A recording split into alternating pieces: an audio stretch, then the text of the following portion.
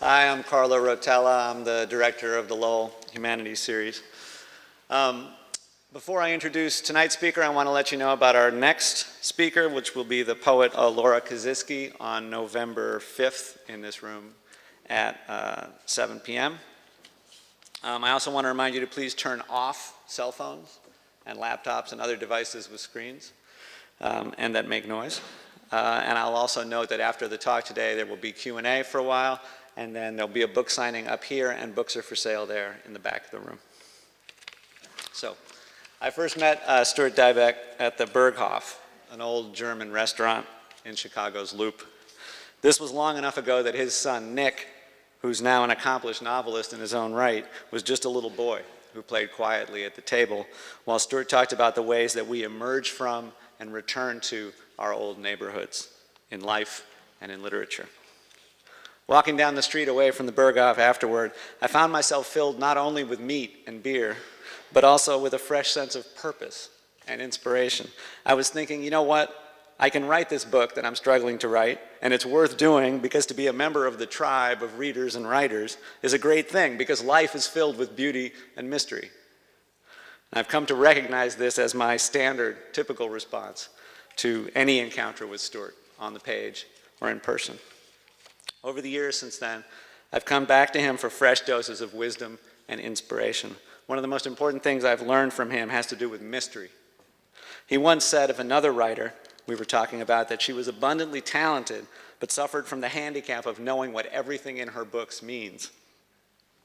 I took that to heart and learned to value the quality of mystery in all kinds of writing, fiction and nonfiction.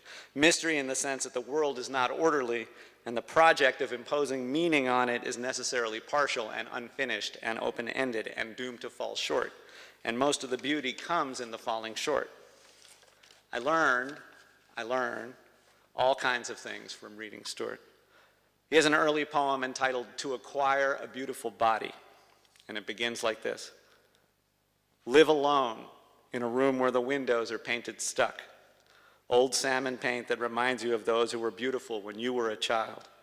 They were still young when this paint was slapped on creamy over dust. They saw streetcars in the traffic out the window. The war was over. Now you are as old. And then the way that you acquire a beautiful body, the poem goes on to explain, is this. You continue to heave upward, fists knurled through handles, straining at the stuck window. Every time I read that poem, I think it's all in there somewhere, the blueprint for living and the elegant refutation of the blueprint for living. And I'm about to find out the secret. And then I think, oh wait, there's a secret inside the secret. And so I come back to the poem, and I come back again and again, and I realize that the poem has become one of my old neighborhoods, part of where I'm from. And I wonder how that happened, so I read more of his work to try to figure it out, and my old neighborhood gets deeper and more complex and more mysterious and more beautiful. Stuart Dybek is the author of 5 books of fiction, including Childhood and Other Neighborhoods, Coast of Chicago, I Sailed with Magellan, Ecstatic Cahoots, and Paper Lantern, the last 2 both published this June. He's also published 2 volumes of poetry, Brass Knuckles and Streets in Their Own Ink. His work is widely anthologized and translated and has been showered with literary awards, including the Penn Bernard Malamud Prize, a Lannan Award, the Academy Institute Award in Fiction from the American Academy of Arts and Letters, a Guggenheim Fellowship, a Whiting Writers Award, 2 fellowships from the National Endowment for the Arts, 4 O. Henry Prizes, and a Genius Grant from the MacArthur Foundation. He currently teaches at Northwestern University, where he is Distinguished Writer in Residence. Please join me in welcoming Stuart Dybek to BC.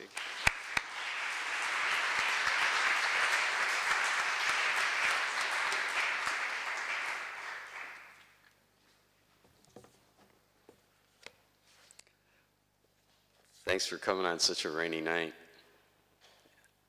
I'm really happy to be here. One of the perks of writing that nobody tells you when you're young is the friendships, and Carlos' friendship is very dear to me. I thought what I'd do would be talk a little bit about the pieces that I'm going to read. I had 2 books come out at the same time in this last June. And up to that time, all the books of fiction that I did, I think like most writers, even though they're collections rather than, say, novels, you kind of look for some organizing principle, and for me it was an easy one. I just organized them around place. In fact, when I met Carlo, he was writing a book on urban writers, and the place I organized it around was Chicago, where I grew up. But over the years, I accumulated manuscripts that didn't fit in those books, and suddenly realized I had at least 2 book-length manuscripts. And one of them is called Paper Lantern, and they're longer, slightly more conventional stories, and I kind of organized them around the idea of a love story in the broadest sense of the word. The other book that I'm going to read from is called Ecstatic Cahoots, a title I got from Scott Fitzgerald. It's in Great Gatsby. And I organized that one around little forms that I had written all the way from back in high school. I never had a name for them. I don't even know where I got the idea to write these little short pieces. And when you write them, what you do is you look for other people who are writing like things. And at first, the only other like things that I found were prose poems. So I called what I was writing prose poems.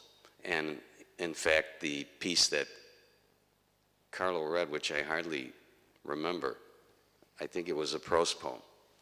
And the only editors who would publish prose that short were prose poem editors. So by calling them prose poems, it helped you get them published. So I'm going to read. So when I put this book together, what I did was I just got all these little short pieces and I jammed them together. But they operate in different ways. So some of them operate like prose poems. Some of them operate kind of like one-line jokes. Some of them operate kind of like more conventional stories. But when you think about stories operate in different ways. Sometimes for me, one way that I can sort the way a story operates is by its ending, how it ends. Hopefully what you're trying to do is satisfy the reader in some way. So some stories end in the way that tales end. Tales end, the good guy gets the girl, or the good girl gets the guy, and evil is punished, and the world is saved, whether it's by some mythic hero or by James Bond.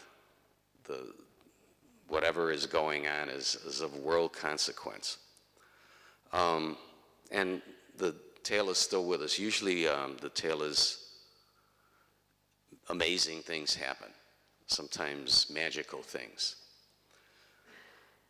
Modern literature kind of takes a different path. For instance, one of the probably, maybe in some ways the most seminal modern writer for the short story is Chekhov. And the way Chekhov changed if you can change the ending, if you can change how a reader feels a story actually ends, you change literature. It sounds like an easy thing to do. And if you think you have a way to do it, you can join the pantheon of the writers I'm about to talk about. So number one would be Chekhov. Chekhov began to create stories that could end with a realization. Nobody had to be killed. Nobody had to go to jail. Nobody had to fall in love. Nobody had to get married. Nobody had to do any of those things. All you had to do was say, and then I realized. And in fact, it's reached a point where writers are writing, I will never write an ending that begins with those words. But the realization ending is still really with us. And one of the reasons that was such a significant ending is that it absolutely opened writing up for women writers. When writing was totally dependent upon the tale, and it had sword fights and gun fights and car chases and everything that we still have today, It didn't allow for the stories that could take place in where women writers in the 19th century were spending a lot of time in the kitchen. It didn't allow for stories that could take place in the nursery. As soon as you change it to a realization, you can tell a story about anything. A person can be disabled, a person can be living in a hospital, a person can be elderly and living in some elderly place. It doesn't really matter. You don't have to have that kind of magical stuff going on, which is very male-oriented frequently. Poe was a writer I loved as a kid. And as I grew older, kind of lost my taste for him, but got him again through the French, where Poe is really a greater French writer than he is an American writer because they've made him one. And it might even happen, and I got him back through the French. It might even happen someday with Jerry Lewis, I don't know, but it hasn't yet. But it did happen with Poe, and the thing that Poe brought into literature is the idea that a story could end with an effect. That was his word. What the French call it is a frisson, a shiver. In other words, it doesn't have to end with a great realization. It doesn't have to end with everything put back in balance, the karmic world reorganized, or anything like that. If it just gives you that shiver, and of course the kind of shiver Poe wants to give you is one that's very suitable for our upcoming feast of Halloween. But it doesn't have to be horror or, and you can really see with Kafka, how Kafka took that sense of effect and did a lot more with it. So there's that. And then Joyce and Virginia Woolf and other writers of that kind, building on the idea of realization, come up with the idea of epiphany. And I think that's really, in some ways, as far as we've gotten. There have been all kinds of attempts to change things up again over the second part of the 20th century and now into the 21st century. But going back to what I just said, I don't really think that, so far as I know, that some kind of an ending has come along that's so seminal that writers are, for instance, John Fowles with his two endings for The French Lieutenant's Woman, you could see a really gifted writer trying to work that idea out. How can I change the story by changing the target of the story? Anyway, I use this book as a kind of little testing ground maybe, or a way of just playing with the whole notion of what a story is. All the pieces are very small, are very short. The going phrase for it now is not prose poem. Not that prose poems aren't still around, but flash fiction. It's not a name that I particularly fond of. I don't have another one to suggest. They used to be called short shorts. People didn't like that either. Grace Paley once said to me, "It sounds more like a stammer than a literary form." So I'm going to read a couple of these things. Here's one that's called The Story of Mist, if I could find it. That's well, I can't, so I'm going to read Drive. It's popping right up. Highly influenced by the prose poem. Lost. The hot pink bullet from the spent cartridge of lip gloss found lodged between gearbox and seat. And the beat she always caught, chasing from station to station as they raced between red lights. The scent of summer evaporating at noon, coconut, sweat, the salt lick of her skin scorched against turquoise vinyl. Evening's perfume of broken heat, a tide of lawn sprinklers whipping through the dark as moons emerge, each neighborhood, each roof, each window pane, sending up its own. In the smaze of foundry chimneys, a tarnished spoon bent by telekinesis into a wedding band. Over a steeple, a halo, missing a saint. Above the shimmering Sweetwater Sea, a tragic mask with a comic reflection. Or is it vice versa? There's one unself-conscious about its pitted face, one with its own star in Hollywood, and another aloof, back turned as if boycotting tomorrow, the way Miles Davis, circa Kinda Blue, would turn his back on the audience when he'd solo. And in the rear view mirror where it's always October, leaves blowing off like pages from an unfinished memoir. So where to, she'd ask. Baby, just drive. So, you know, the ending there is a couple of lines of dialogue, and what you hope as you're writing is that you're accumulating all these kinds of lyric lines like a poem that are going to play off that last ending. Another thing that's always, that comes in small doses are jokes. There was the premier prose poet for the longest time, I don't know if any of you have ever read him, is a guy named Russell Edson. His father was a famous cartoonist way back who wrote a cartoon called Andy Cap that was syndicated. And Russell kind of was a cartoonist of the prose poem. I invited him to read one day at the school where I was teaching because I loved his work so much. And I told him that one of the things I loved about it was it reminded me of jokes. He got really pissed off. He thought I was insulting him, I don't know. So a joke's got a punchline, right? So that I am not insulted if a piece comes close to a joke. I think that's a great thing. But a punchline is a kind of an ending. So this piece is called Confession.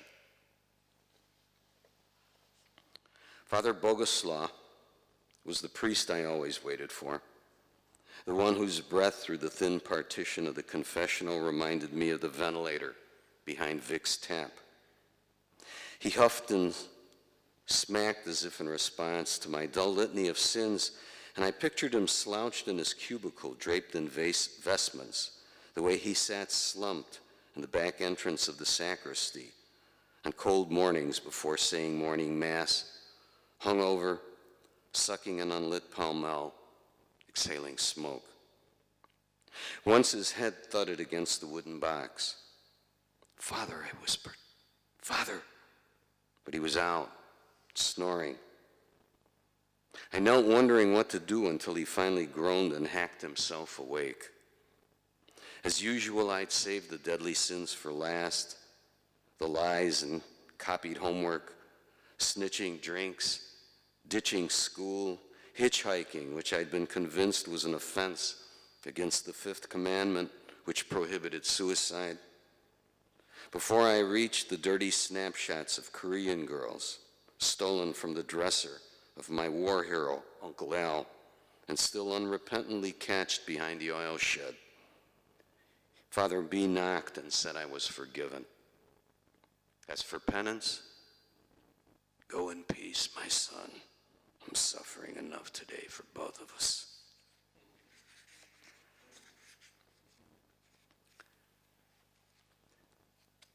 As you get into slightly longer stories, the punchline, the kind of prose poemy thing, at least in my experience, doesn't sustain the piece.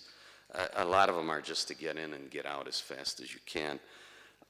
One of the things that I wondered about was how short can you really go and still call it a story? So I'm going to read you the shortest piece in the book. But it's really short, you have to listen, because it'll be gone before you start listening. And then I'm going to finish with a more conventional length story that's still relatively short.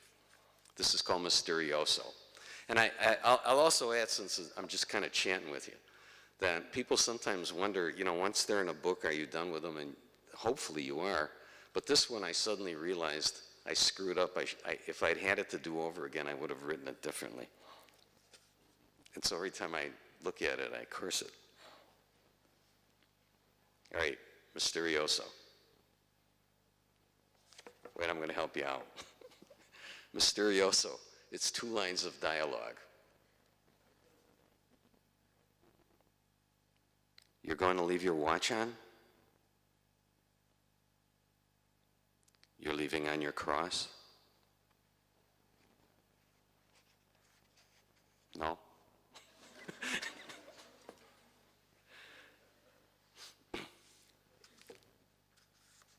All right, tea ceremony. When I found this one in an envelope. I'd forgotten I'd written it.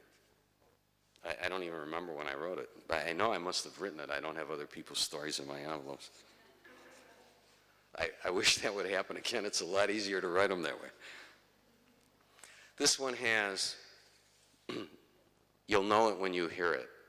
It has a Twilight Zone moment in it, where they play that music.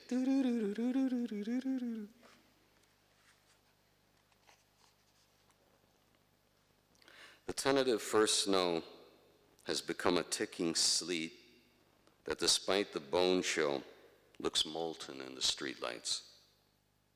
Their shoes, his high tops, her purple suede boots, are soaked from the quest he's led them on, up one slushy block and down another, since they were asked to leave the movie theater. Are we lost yet? Gwen asks. Nothing looks the same in the snow. I swear there's this neat coffee house with a wood stove around here, Rick says. I found it by smell the last time. If it's someplace you used to go with Haley, let's forget it. Being there would feel creepy to me, Gwen says. You think I drag us around freezing because I'm looking for a place I'd been with someone else? You're right. You wouldn't want to violate the sacred memory. Geez, you're in a shitty mood. If you think it's my fault getting us kicked out, I apologize. I was in a great mood. What's more romantic than getting 86th for public lewdness and stepping into the first snow of the year? I loved walking in it together. Who drew a snow heart on the window of a car, and who walked away before we could write in our initials? Sorry, I was freezing. I'm not dressed for this. I need to keep moving, Rick says. Look, there's something open. We're saved. The restaurant's windows are steamed opaque. Inside, an illegible sign diffuses pink neon across a slick plate glass window and the Formica counter. There's a scorched, greasy griddle smell. The few customers at the counter, all men, eat with their coats on. Beyond the counter are 4 empty Formica tables. I want to go on record that I have never been in this place before, Rick says, nor will I ever be in this place again with anyone but you. You say that now. I'd never be able to find the place again if I wanted to. How about by smell? They sit at the table farthest from the counter and wedge their chairs together to study the plastic menu. Gwen opens her Goodwill fur coat and Rick unbuttons his Levi's jacket. But like the people at the counter, they eat with their coats on. An overweight waitress in a food-stained white uniform, her face ruddy with broken capillaries, shuffles over on swollen legs to take their order. The waitress waits, regarding them through eyes outlined in tarry mascara. Sandra is stitched in red on her uniform above the droop of her considerable bosom. You kids need more time? I think I'll have hot tea instead of coffee, Gwen tells Rick. Can I just get a tea, she asks the waitress. Sure can, hon, Sandra says. Tea sounds right for the weather, Rick says. This may be another first. I don't think I've ever ordered tea in a restaurant. What about a Chinese restaurant, Gwen asks. It doesn't count, Rick says. You don't order, it just comes. So 2 teas, the waitress asks. 2 hot teas. That it? Nothing to eat? Crumpets, maybe, Rick says. Do you have crumpets? Waitress isn't amused. Just the tea, please, Gwen tells her. You got it, hun, the waitress says, and writes down the order on her pad. You want cream or lemon? Lemon, Gwen says. I'd love some lemon. Lemon for me too, Rick says. Waitress writes it down. How about some honey, the waitress asks her. We got these little breakfast honeys for toast I could bring you? Thank you so much, Gwen says, smiling at Sandra. Just lemon's fine. She an old friend of yours, hon? A long-lost aunt or maybe a fairy godmother, Rick asks, after the waitress shuffles off. She's just being nice. She seems lonely. She's probably the only woman in here for most of the time. Maybe I reminded her of someone. Reminded her of who? How should I know? A daughter she never had, or when she did, a love child who ran away from home, and every time the door opens, Sandra thinks it might be her prodigal finally coming back. That would explain why she doesn't consider me a worthy escort. You notice the evil eye I was getting. Maybe she could see I'd been crying. Can you tell? You look like you just came in from the cold. Gwen polishes a teaspoon with a paper napkin and examines her reflection in the concave finish. My eyes are puffy. Rick takes the spoon from her, brings it to his lip as if it's brimming with steaming soup, and sips. I love the taste of your reflection, he says, dropping his voice. I could lick it off mirrors.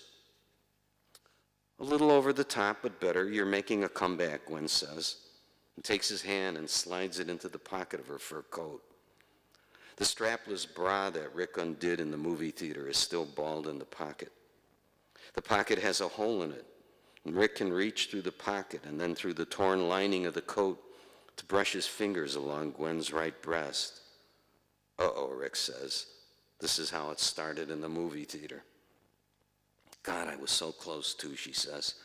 I blame it on that old atmospheric theater and its velvet seats and winking starry sky, like we'd entered a time machine to get there, the way the movies used to be. I always envied those generations that grew up making out in drive-ins instead of ordering Netflix. I wanted us to come together while Fred and Ginger were dancing. Foreplay interruptus, Rick says. We're both probably suffering from post-traumatic sex disruption. No wonder you got upset about a heart on a car window. It wasn't just a car. It was a vintage Jaguar. That was the point, a beautiful, sleek green Jag inscribed with a heart. Tomorrow morning, some lonely venture capitalist is going to come out and find that heart on his car and see only my initials because you were freezing and couldn't wait around. He'll think it was a message for him and inscribe his initials where yours were supposed to be. And then he'll slowly cruise through the city, hoping for G loves blank space. Whoever she is will wave as he goes by. Sandra brings a plastic tray to their table. Arranged on the tray are 2 small metal pots filled with steaming water and 2 thick white chip cups on matching chip saucers. There are 2 Salada tea packets on a separate plate, 2 spoons and a little white bowl of lemon wedges. She carefully transfers each of them to the table, setting the cup, pot, and spoon before each of them, and the bowl of lemon wedges in the middle. She opens the tea packets and places a tea bag in each cup, and then from her apron pocket produces 2 small containers of honey. Anything more I can get you? Sandra asks. This is wonderful, Gwen says. I wasn't expecting a tea ceremony when I ordered. Sandra smiles, pleased. It's just tea bag, she says. My mother really knew how to brew tea. Real loose tea from India, and a little silver ball with a chain. She could read the leaves. Really, Gwen says. I always wanted to see someone do that. My mother told me my Nonna Marie used to read the cards. Not tarot, just regular playing cards. The family story is that it was the cards that told my grandmother her future was in America. I read the cards, Sandra says. It's in my family. All the women can do it. My sister Irene can read eggs. Don't laugh, she says to Rick. It's true. I read palms. Who taught you, Gwen asks. Or did you just know? My mother taught me. She taught me what I already knew but didn't have the confidence for. I can show you, Sandra says, and sits down at their table. She extends her hand towards Gwen, and Gwen releases Rick's hand in the pocket of her fur coat and gives her hand to Sandra. It's amazing what we're born knowing if someone just shows us, Gwen says. Yeah, and it's amazing what we think we know, and what we know is nothing, Sandra says. You have a warm, lovely hand, hon. She turns Gwen's hand palm up and lightly traces the lines with her crooked finger, studying them, and then looking up at Gwen, who meets Sandra's eyes and smiles. Sandra doesn't smile back. You're laughing on the outside, but your heart is crying, Sandra says. Rick feels caught off guard.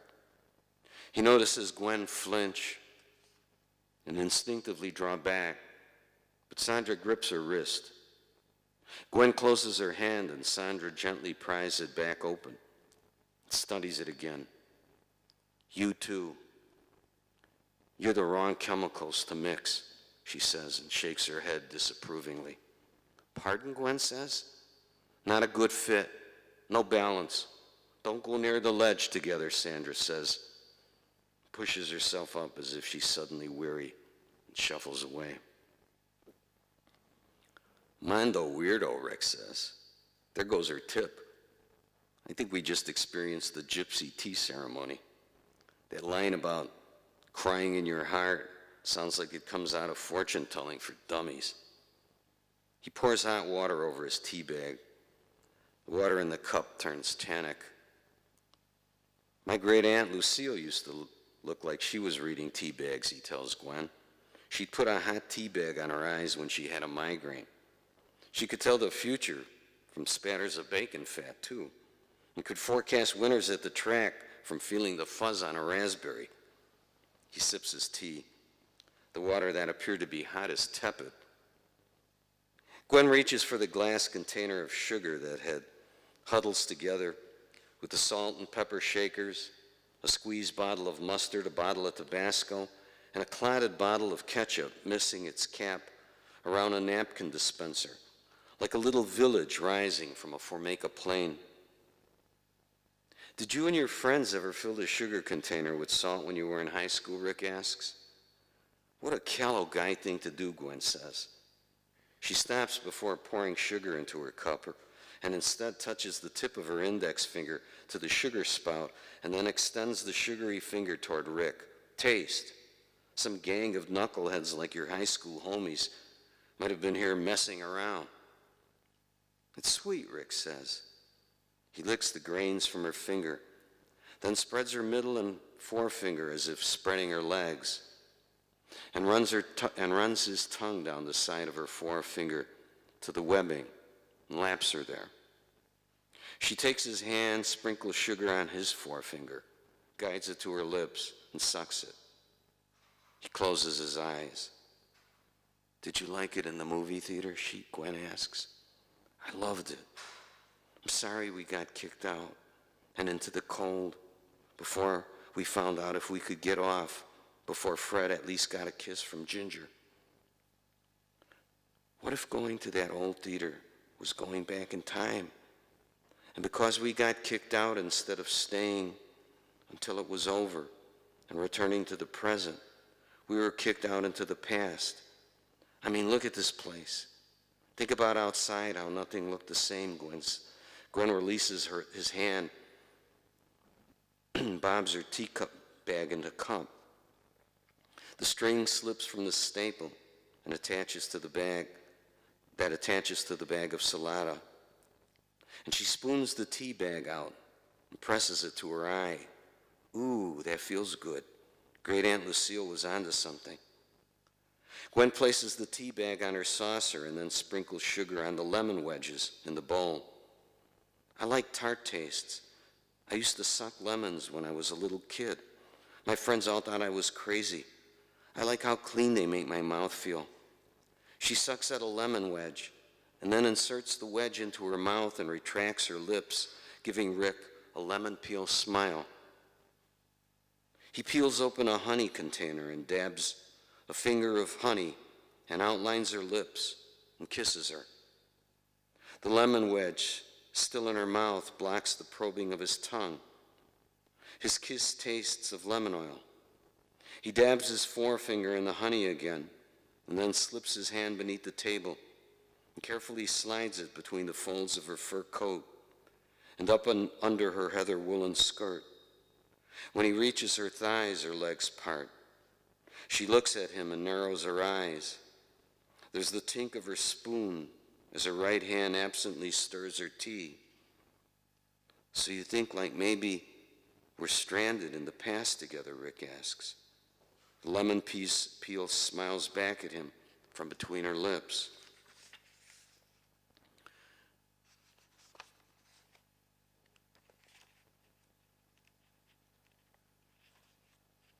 The lemon peel smiles back from him between her lips.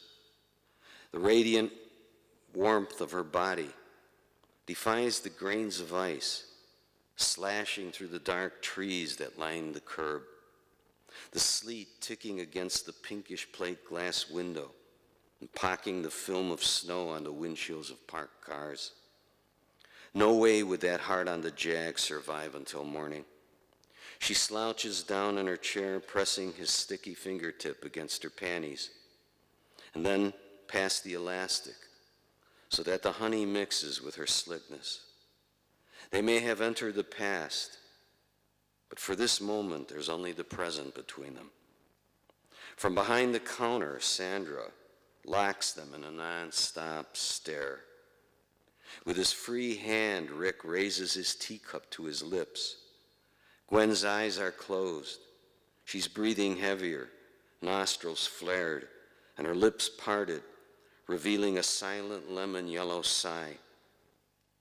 When she slides towards his finger so that it enters, Rick whispers, "We can't let on that we're from the future. They don't want our kind here, sweetheart. You have to at least make like you're sipping your tea."